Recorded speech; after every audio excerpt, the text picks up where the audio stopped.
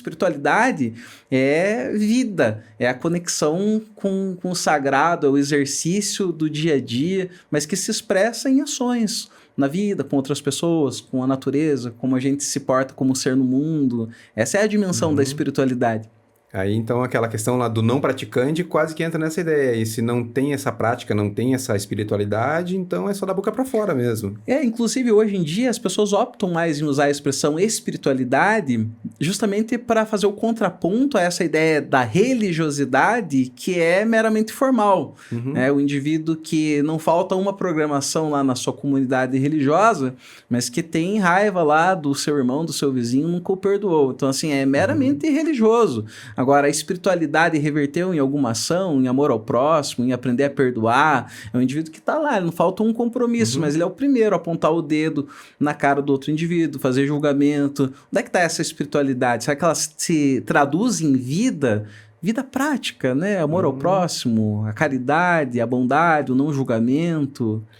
E agora, percebendo que a gente deu uma volta desde lá do começo da antropologia, falamos de religião também, esses assuntos eles também se cruzam, né? Porque a fé, ela é parte fundamental da antropologia para vários povos, para a nossa cultura, nosso dia a dia. Ela está presente, assim, enraizada dentro da antropologia. Sim, e assim, olha, não vamos entrar no mérito da questão se o objeto da fé é verdadeiro ou não, mas a fé, do ponto de vista psicológico, ela produz resultados no ser humano. Então, voltando mais uma vez aqui, o antropólogo Roque de Barros Laraia tem um livrinho que se chama Cultura, um conceito antropológico. Vale muito a pena ler, um livrinho curtinho, e ele diz assim, olha, a cultura ela interfere no próprio corpo do indivíduo. O crer em alguma coisa produz efeitos na mente e a mente produz efeito no corpo. Por exemplo, acreditar que se eu tomar esse copo de água aqui, sobre o qual o Fábio fez alguma espécie de ritual, vai fazer com que melhore a minha dor de cabeça, não é a água necessariamente que vai provocar um alívio no meu organismo, mas é o crer que essa água pode fazer alguma coisa e ter alguma espécie de efeito. Consegue compreender? Então, tem antropólogos, por exemplo, o Darcy Ribeiro, que é um antropólogo brasileiro, ele trabalhou um tempo com os índios Urubu-Kaapor. E esses indígenas acreditavam no seguinte, que se você saísse lá no meio da floresta e visse um fantasma de um antepassado lá na floresta, isso era um presságio, um mau presságio, de que você ia ficar doente e ia morrer. Falaram, que conversa é essa, né? Aí um dia chegou lá um indígena que disse ter visto lá um fantasma do antepassado. E aí o indivíduo começou a adoecer, a transpirar, a ficar mal, e o Darcy Ribeiro viu o cara morrendo, falou, mas como assim? Aí ele começou a entender o poder que a crença, ou a gente pode chamar aí a fé em alguma coisa, num ritual, em alguma visão, em algo, pode provocar no organismo do indivíduo. Aí o que eles fizeram? Mudaram o mecanismo de fé e de crença e começaram a dar placebo. Falaram, toma aqui essa aspirina, porque ela é mais forte do que a visão que você teve, e isso acabou mudando hábitos, já começa a não fazer efeito. Você entende que a grande questão não está se esse objeto é ou não verdadeiro, se a água tem ou não o poder curativo, mas o que a pessoa pensa em relação à água. Então, assim, em termos antropológicos e psicológicos, eu acredito nisso. O indivíduo que coloca lá o copo com água em cima do rádio e acredita que aquilo vai fazer bem, o crer naquilo pode fazer bem. Agora, não foi talvez a água em si. E muitas vezes acontece isso numa hora de doença, uma hora que a pessoa não está bem, então ela se apega muito mais na fé, muitas vezes, e isso acaba gerando o que você acabou de comentar, a cura muitas vezes, mas é num propósito maior por trás de tudo isso, né, nesse acreditar. Pergunta dos bastidores. Vou aproveitar o gancho então, e como explicar, teve um estudo que foi feito com 2 grupos de pessoas, onde um terceiro grupo orava por esses 2 grupos, um deles sabendo que tinha oração e o outro não sabendo. E os 2 onde tinha a oração, houve melhora, mas as pessoas não sabiam que alguém estava orando por eles. Então, como explicar isso dentro desse contexto que vocês citaram? Boa pergunta. Sempre que envolve essas questões, tem esse campo que é o campo da mente, da psicologia, né, sobre o qual não tenho tanta bagagem para falar, mas eu não nego também a existência do que é espiritual, entende? Não nego que haja mais coisas entre o céu e a terra do que jamais sonhou a nossa vã filosofia, como diria o Shakespeare. Então, se houve ali, não houve, não tem como a gente provar empiricamente se houve uma interferência divina, se foi um milagre, se foi uma oração respondida. Agora, a oração é algo que faz bem, sobretudo para quem ora, né? Não é que a oração seja uma alavanca da mão de Deus, mas à medida em que você ora, isso vai trazendo mais paz para o indivíduo, vai trazendo mais consolo para ele. E ao saber que existem pessoas lá, né, pedindo por você, orando por você, claro que só do ponto de vista aqui psicológico que a gente falou, já vai trazer para o indivíduo uma sensação de bem-estar, de puxa vida, né? Tem uma galera comigo aqui, vou me sentir bem, eu vou melhorar. Né? Agora, se existe uma operação do milagre, pode existir, porque Deus não está preso à nossa lógica, aí é um assunto de Deus, né? É Deus com Deus que resolve. Quando, como, de que maneira isso acontece. Eu acho assim que não tem nada mais forte ou mais valioso que você receber uma bênção da sua mãe. Eu recebo a bênção da minha avó e ela fala, vai com Deus. Aquilo me dá uma proteção tão grande assim que eu entro na frente de um tiro. Eu ando na frente de uma bala. Porque dá a impressão realmente que aquela proteção ela é tão sincera e é feita de uma maneira assim tão amável que imediatamente você recebe já, né, aquela positividade, aquela coisa boa. Então, sem dúvida, as palavras têm poder e se tiver com fé ainda, muito mais, né? Sim.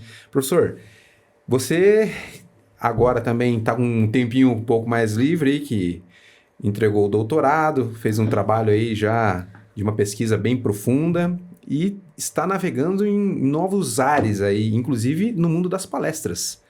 Queria entender um pouquinho mais aí essa sua iniciativa para as pessoas também conhecerem um pouco mais do seu trabalho, como que a gente faz para entrar em contato contigo, o que tem preparado aí na gaveta já para o próximo semestre, enfim, o que espera aí do professor Marcos Bonetti? Eu já fiz palestras em vários eventos, assim, e sempre a convite de pessoas muito generosas que andam comigo na caminhada, né? Então, gente que indica, que convida e tal. E sempre gostei muito de fazer palestra porque é a possibilidade de me comunicar com um público mais amplo. E, em geral, eu tenho feito palestras para o campo educacional. Então, assim, abertura de semana pedagógica, evento lá da Secretaria Municipal de algum lugar, para fazer fala para professores e tudo mais.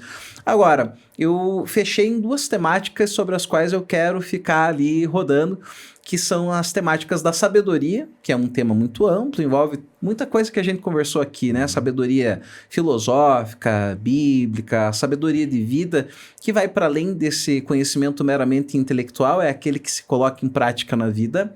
E também tem a questão da educação, de pensar aí o dia a dia da educação, de ser professor, da arte de ensinar, de como construir espaços de educação que sejam mais agradáveis, de como interagir melhor na aula e fazer uma aula memorável. Então, se você deseja uma palestra para o seu evento educacional, o seu evento qualquer que seja, e quer convidar um palestrante acessível financeiramente, pode me chamar. E muito valoroso, por sinal. Tem um dos seus conteúdos lá que você fala sobre a vida que vale a pena.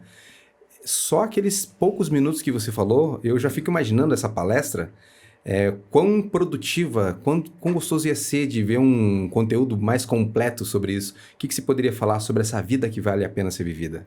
Aí vamos pegar uma carona com Sócrates, mais uma vez, que disse: uma vida não examinada não vale a pena ser vivida.